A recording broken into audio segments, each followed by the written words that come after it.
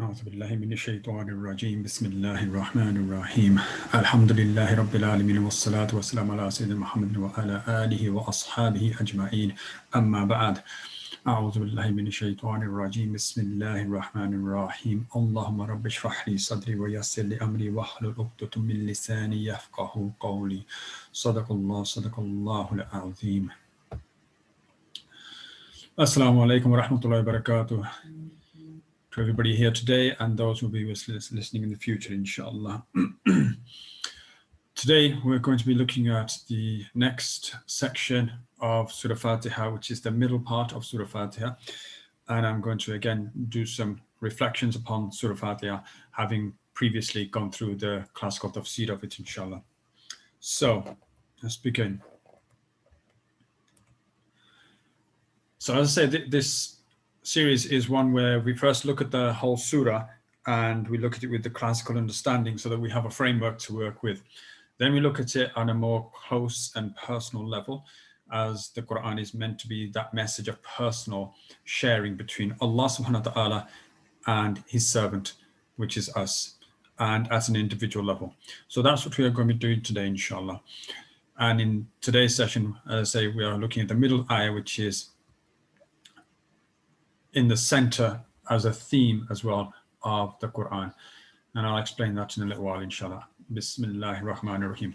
Alhamdulillahi Rabbil Alameen. Ar-Rahmanir Rahim. Maliki Yawmiddin. Iyyaka na'budu wa iyyaka nasta'in. Ihdina as-siratal mustaqim. Siratal ladhina an'amta alayhim. Ghayril maghdubi alayhim waladdallin. And today, as I say, we'll be looking at the particular ayah, Iyyaka na'budu wa iyyaka nasta'in. In translation, all praise is due to Allah, Lord of all the worlds, the most merciful, the most kind, King of the day of judgment. You alone we worship and you alone we ask for help. Guide us to the straight path, the path of those upon whom you have bestowed favor, not of those who have earned your wrath or those who are astray. Ameen. So, in translation, you alone we worship, Iyyaka na'budu, and you alone we ask for help, wa iyyaka nasta'in. Okay, so in looking at this ayah a little more closely, I want to focus on the first aspect, as we did in the earlier session, Iyyaka. Iyyaka, you alone. Now remember that at this point, this is the point at which this surah shifts from the third person to the second person. The third person was Alhamdulillahi Rabbil Alameen, Ar-Rahmanir Rahim, Maliki Yawmiddin. Those three ayat were in the third person, that Allah, he is the one who is worthy of all praise. He is the Lord of the worlds. He is the Ar-Rahman. He is the Ar-Rahim. He is the Malik of Yawmiddin. And then, Iyyaka na'budu, you alone we worship. Wa iyyaka nasta'in, and you alone we seek for help. So another way to understand this shift is to realize that this is now personal between each individual and Allah subhanahu wa ta'ala. It's no longer a set of ayat, a text, a dua, a surah. It's no longer that. Now it's become something personal. And because it's personal, each one of us should value it. And how much we value it will, of course, depend on our own constitution with respect to our ibadah and our love for Allah subhanahu wa ta'ala. So the question arises, how focused is what each one of us, how devoted, and what personal commitment is each of us giving in our ibadah to Allah subhanahu wa ta'ala. And when I say ibadah, traditionally and classically we think of the salah, which is fine. That is the apex, that is the peak of our ibadah, the salah itself. But of course, in terms of our existence, in terms of who and what we are, in terms of our relationship to Allah subhanahu wa ta'ala, which this ayah presents, Iyyaka na'budu wa iyyaka nasta'in, you alone we worship and you alone we ask for help. We are his servant. We are his creation. We do not exist without him. We depend upon him absolutely and entirely. So these things should be in the forefront of our minds as we do our devotion, whether it is the salah and whether it is any other aspect of life. Because if we completely depend upon him for our existence, everything we should do for his sake. Because it's he who's given us the tawfiq, the energy, if you like, to do that thing. So we should remember that, and as a result, know that all that we do should be channeled to Allah subhanahu wa ta'ala. This is also a point to remember that in that case, we should not do anything that is displeasing for him, because he is the one who's given us tawfiq. Without him, he would not be doing it. So it is our choice that brings forward the good, and it's our choice that brings forward the bad. And we should feel that shame within us that we don't do the bad, and we commit ourselves constantly and consistently to the good. So how this may differ between people: two people could be praying side by side, yet one is rewarded more than the other. They're both doing the same prayer. They're in the same place, in the same masjid, for example. They're going through the same 4 rakats or 2 rakats. They're praying the same sunnah or farad. They're behind the imam or on their own. But one is getting more reward than the other. Why would that be? One is getting more reward than the other. Why would that be? We'll investigate that now, inshallah. When you stand for prayer, pause before making the takbir. These are the things that are going to make you stand apart from those who have the lesser reward and be of those who get the greater reward. When you stand for prayer, pause before making the takbir. Too often and too much do we take the salah as a duty, and we need to stop doing that. When Rasulullah sallallahu alaihi wasallam brought the salah to us, it was from Allah subhanahu wa ta'ala as a gift. And he mentioned this to us, that it is a gift from Allah subhanahu wa ta'ala, the opportunity to stand before him. However, being as human beings, what happens is that when we stand in salah or approach salah, because we are given 5 salah in a day, instead of looking at it as a gift, because we repeat something, it's human nature. When something we repeat, it becomes repetitive. And once it becomes repetitive, it becomes a routine. And once it becomes routine, it loses the soul. It loses the feeling. It loses the innerness of that event. And it becomes a mechanical outward form only that you do just out of habit. So when you stand for prayer, next time, pause. Before making the takbir, before saying Allahu Akbar, raising our hands, we pause. And for a moment, forget your surroundings and the fact that you are even where you are, in your room, in the masjid, outside, inside, wherever you are about to pray. For a moment, forget that. That doesn't exist. Rise to a higher level. Rise to a higher level. Imagine yourself before Allah Ta'ala in His divine presence. No longer in your room, no longer in the masjid, no longer in a building, no longer at work, no longer in the field, no matter where you normally would pray, no longer on earth, but in the divine presence of Allah subhanahu wa ta'ala, wheresoever that may be. Imagine that for a moment before we say takbir, and note the difference that it will make to your takbir, inshallah. Take an example. When we see something of amazement, we say subhanallah, or we might just say wow, almost without thinking though, because this is an expression of our feelings. We see something and it's amazing. Wow, that's amazing. Subhanallah. You know, that word comes out of in terms of what we've just seen and how it's made us feel. And that is the expression of our feelings. We could say a lot of words, but we're speechless. We're stuck for words because whatever it is we've seen, it has amazed us. It has left us dumbfounded. So we say an expression such as subhanallah. Okay, in that case, so when we stand to pray and find ourselves in His presence, we should be speechless. And so the opening verses of praise in Faatihah should be an expression from within and not just words recited.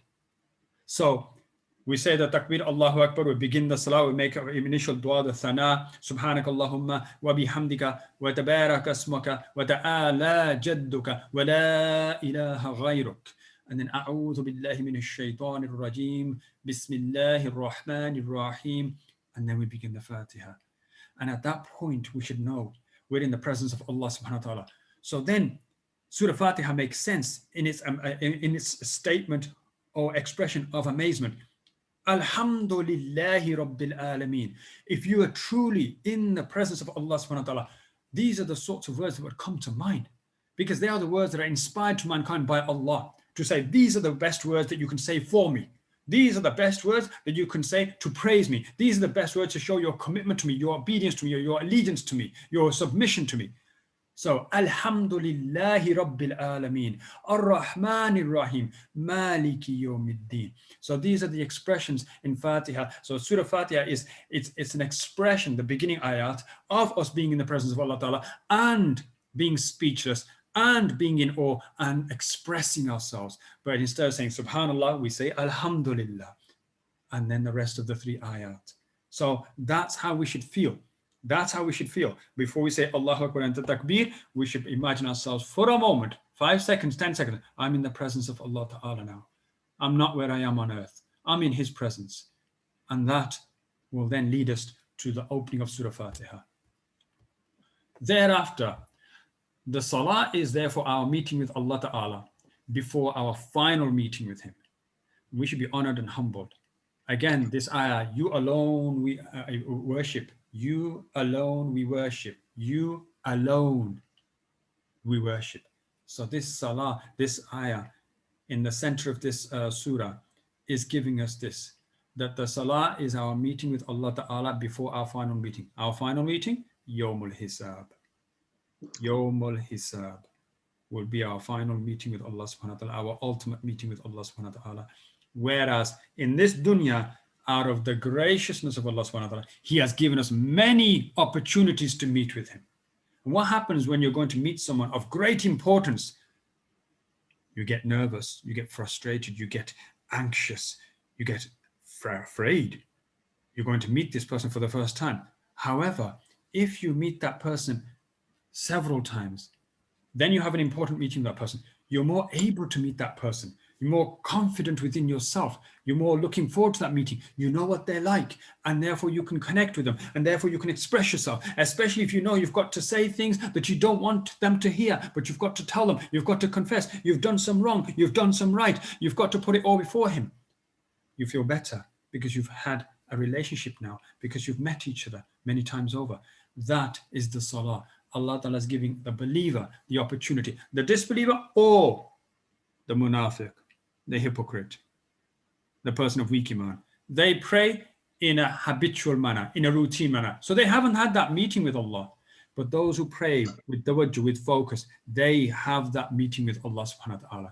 They understand what it is. They are the ones who have that meeting with Allah subhanahu wa ta'ala, first in the dunya, many times over, and then their ultimate meeting with Allah subhanahu wa ta'ala is one where there's comfort, there is joy, there is a looking forward to meeting Allah subhanahu wa ta'ala.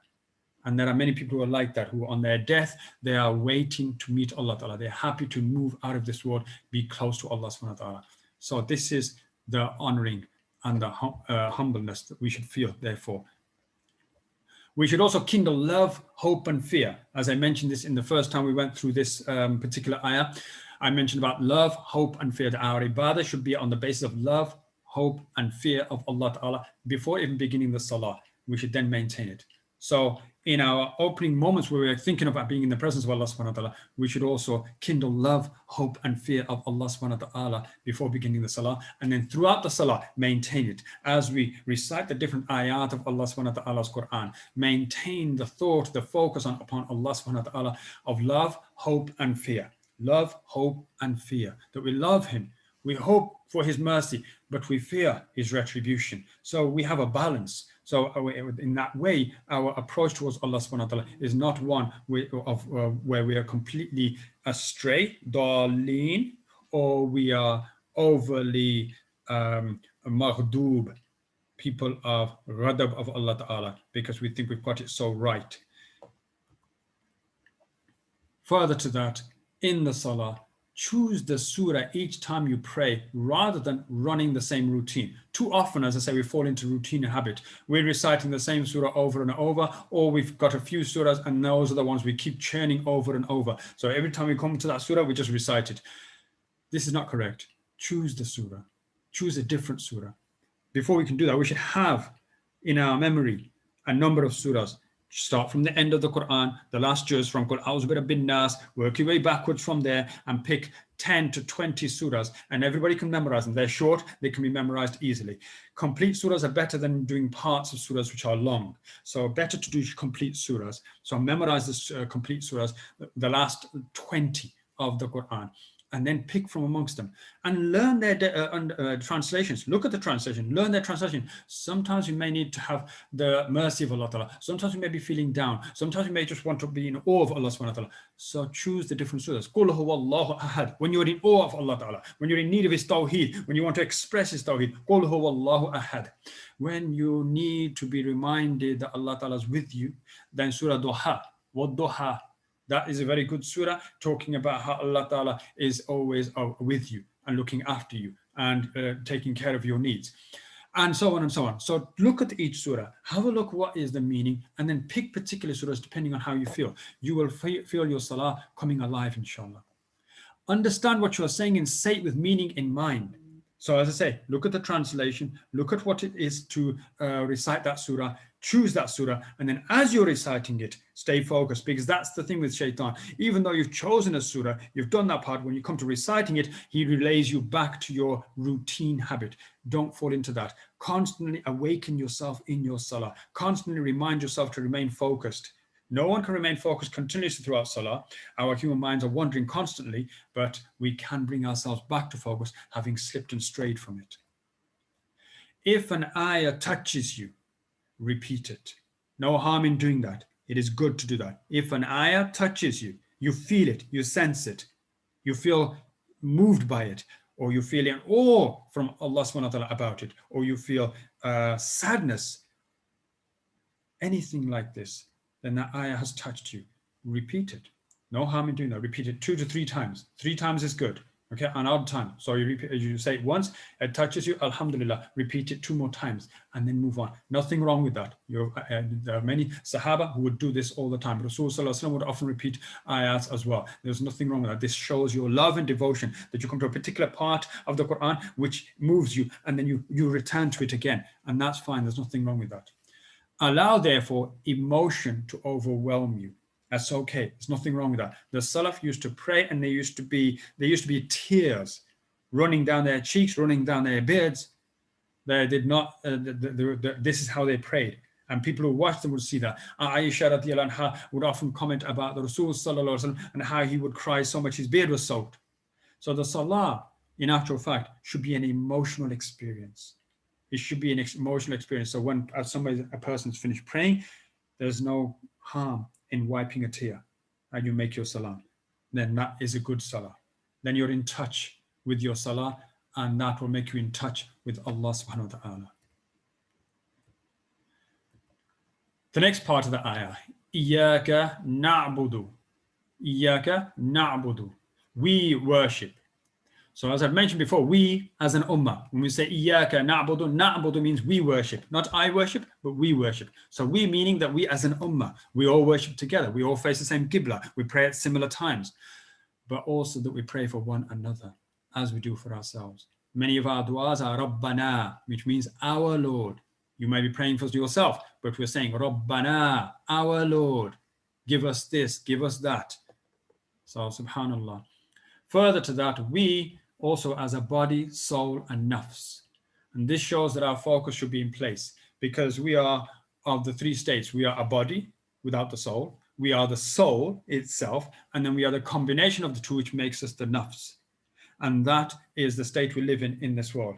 So it shows that our focus should be in place. Why? Because it should therefore include all aspects of our existence being focused upon Allah Ta'ala, the object of our devotion. Our minds, our hearts, our bodies, they're all engaged. Our eyes, our eyes should not be wandering around. We should not be looking around. See, every aspect of the salah is there to give us the focus, to gain our focus and maintain our focus.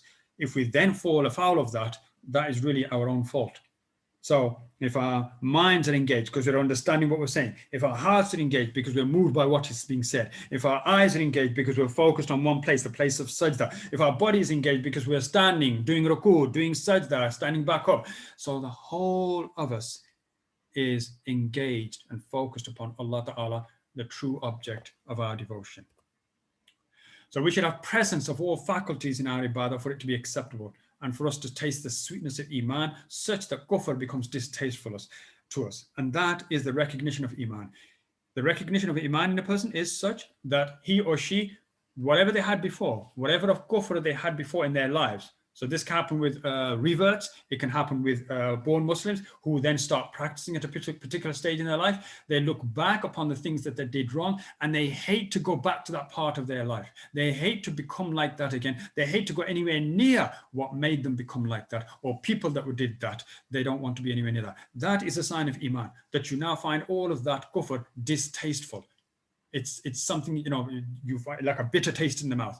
Whereas the Iman itself is sweetness. You are encouraged to go forward with Iman. And that is a symbol, or if you like, a sign of Iman, that if you're in that state, subhanAllah. So in the salah, all of us engaged in all aspects of our being. Our presence is therefore in front of Allah subhanahu wa ta'ala, completely focused upon Him. That is presence, to be present in the moment, to be present in the deed that we're doing, to be with that deed rather than doing something and your mind is elsewhere. So you're doing it absent-mindedly. That is not presence. Presence is to be focused and be completely aware of what you're doing to the absence of everything else. That's presence. So when a person is completely focused, you often see this with children when they're playing a game or watching something on television. They're completely focused. You could be talking to them, calling them, but they won't even blink an eye. They're so engaged. That's presence. They're present with what's going on in that game or on that television screen. We should be like that with the salah. We should be present in every moment of the salah. The next part, إِيَّاكَ نَعْبُدُ وَإِيَّاكَ نَسْتَعِينُ وَإِيَّاكَ نَسْتَعِينُ. You alone we ask for help. When you are troubled, down or hurt, turn first to Allah Ta'ala. Turn first to Allah Ta'ala. We know it can be difficult.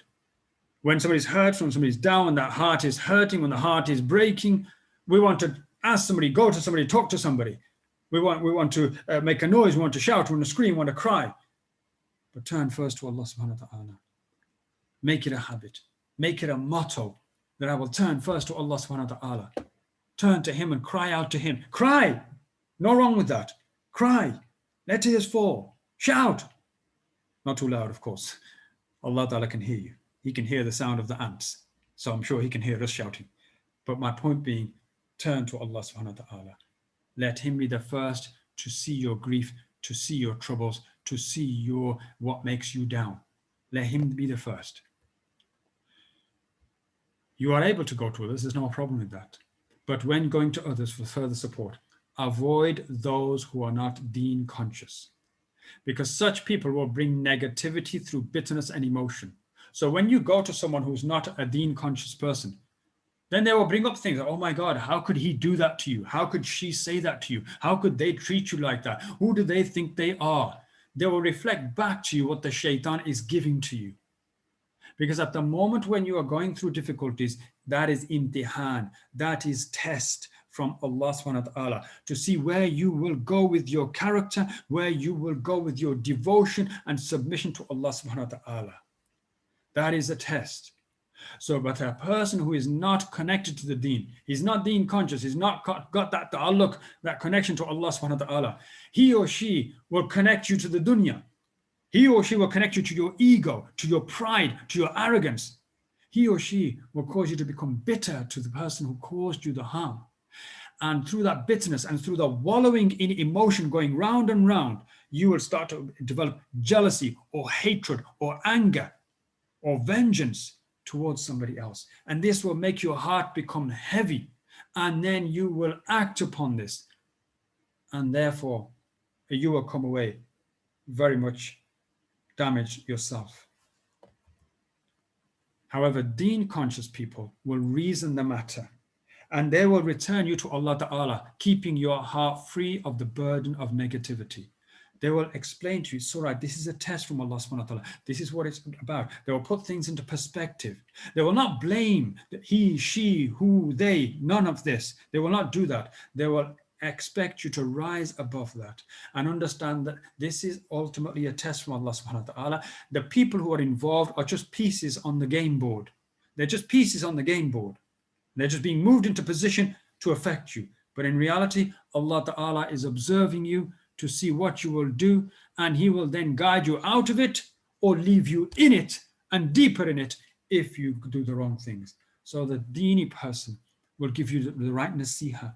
They will guide you back towards Allah subhanahu wa ta'ala, and they will keep your heart free of negativity so that you do not feel that anger, the bitterness, the jealousy, the hatred of the person who is not deeni. Once this is done and you've talked to somebody and it's helped, return again, and this time in your personal time, to Allah ta'ala and express your state to Him. No, nothing wrong with that. So start off the day with Allah ta'ala, have some support from friends, and then return back to Allah subhanahu wa ta'ala at the end of the day as well.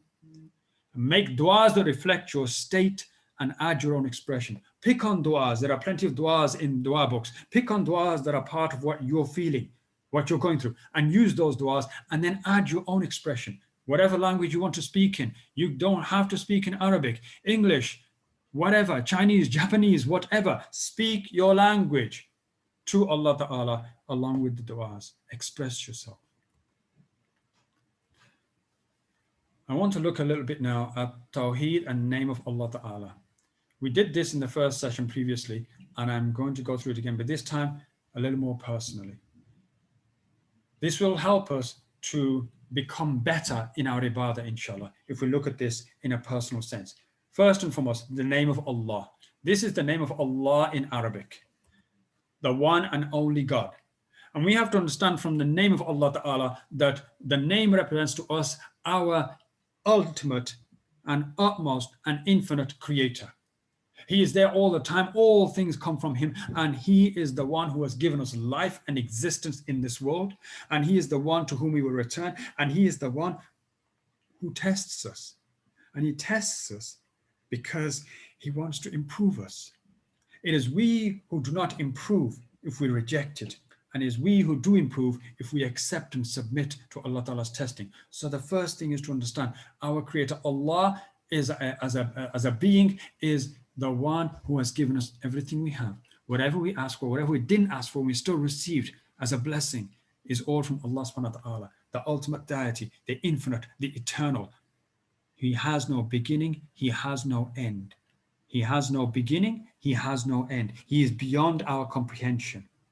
And He is the Rabb al-Alameen.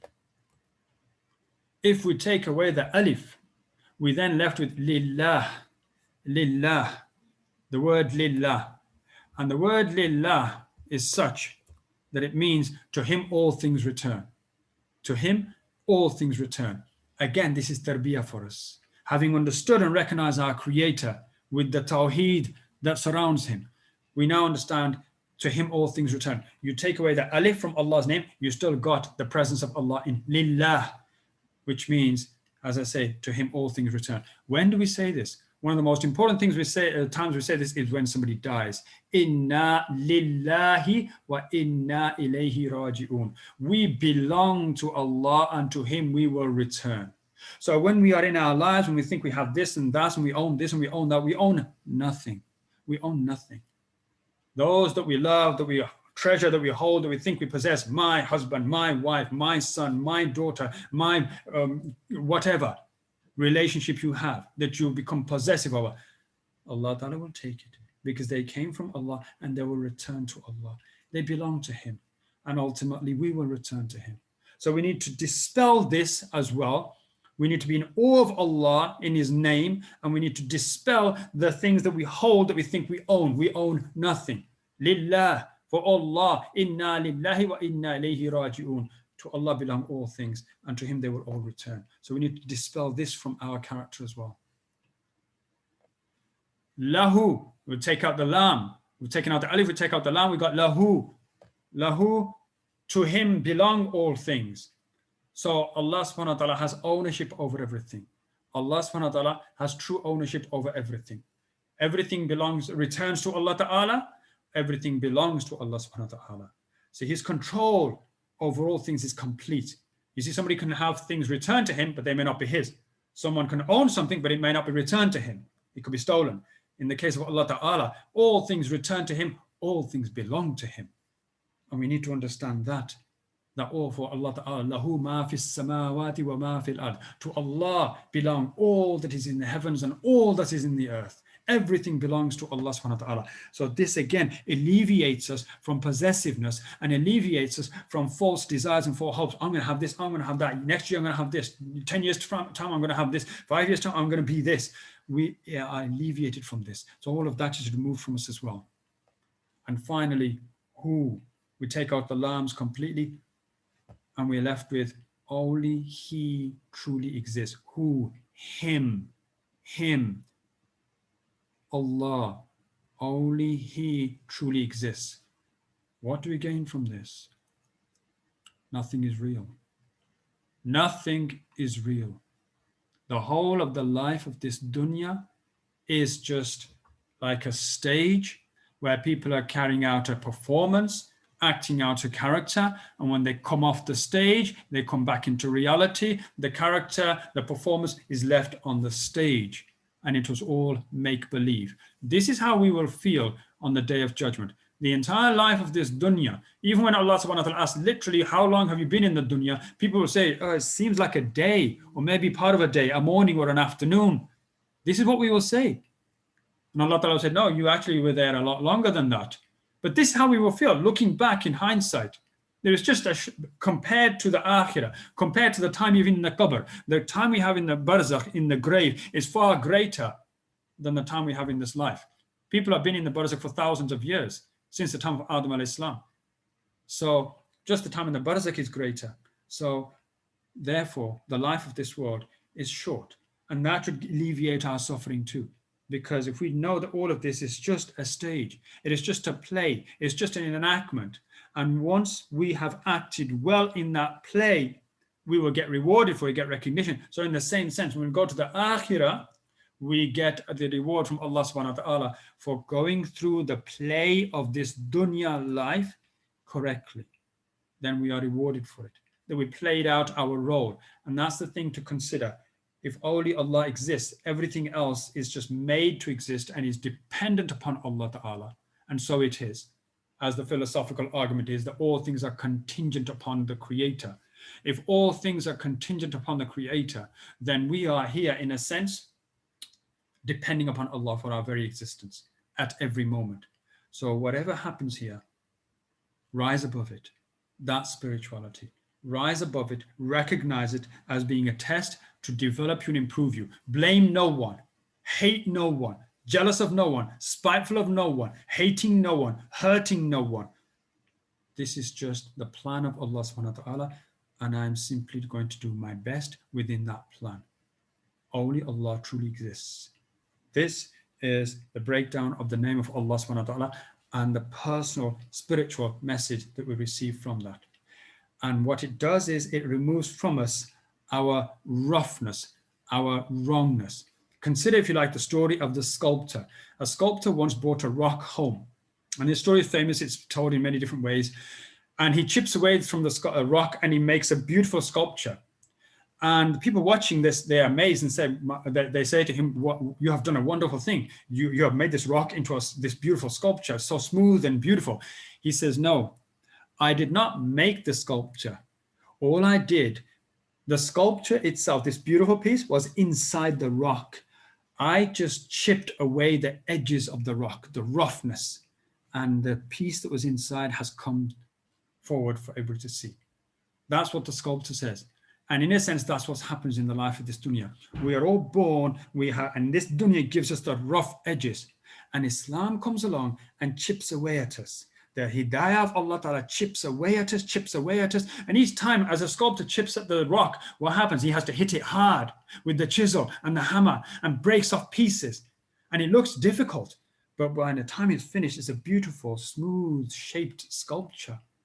In the same sense, for us, our difficulties may seem painful and difficult to go through, unable to bear them, but in actual fact, they are the rough edges that are being removed from us, and inside the beautiful character that we have is coming forward. that sublimity, that sublime character, that attachment to Allah Ta'ala of our souls, of our hearts, where we love for all, hate no one, hurt no one, that starts to develop. This is the essence of the ayah of Iyyaka na'budu wa Iyyaka nasta'in, that if you want to develop a relationship with Allah subhanahu wa ta'ala, you have to be sublime. You have to be similar to those who are closest to Him. For example, the malaika, the angels, they have no ego, they have no hatred. And then the Anbiya alayhi salam amongst the human beings, and they have no hatred, and they have no hurt for anyone. And then the Salaf, the Sahaba of the Anbiya al-Islam, and then the awliya, the saints, the walis of Allah Ta'ala, and the muttaqi people. And you'll find in each case, their hearts are clean. And that's the connection to Allah subhanahu wa ta'ala. And that occurs as we go through this tarbiyah of removing the hard, chipped edges off ourselves because of the experiences that we have in life. So in terms of our spiritual reflection, reflect upon how close do you sense that Allah Ta'ala is to you. Yeah, that's right, that way around. Normally we're thinking, how close am I to Allah? But I want you to think the other way around. How close do you sense that Allah Ta'ala is to you? Why we say that? Because Allah subhanahu wa ta'ala himself says in Hadith Qudsi that my servant draws near to me by doing what I command of him, and then doing things that are supererogatory, nafil things, extra things. And if he comes to me walking, I call to him running. He takes a step towards me, I take 2 steps towards him. So Allah Ta'ala is coming to us, closing to us, depending upon how we are to him. How we are to him. That's how close Allah Ta'ala is to us. Have we taken a step towards him? He's taken 2. Have we walked towards him? He's run towards us. Have we obeyed him? Have we done extra things for him? We have already drawn him close to us. So this is how we need to think about this reflection. How close do we sense that Allah Ta'ala is?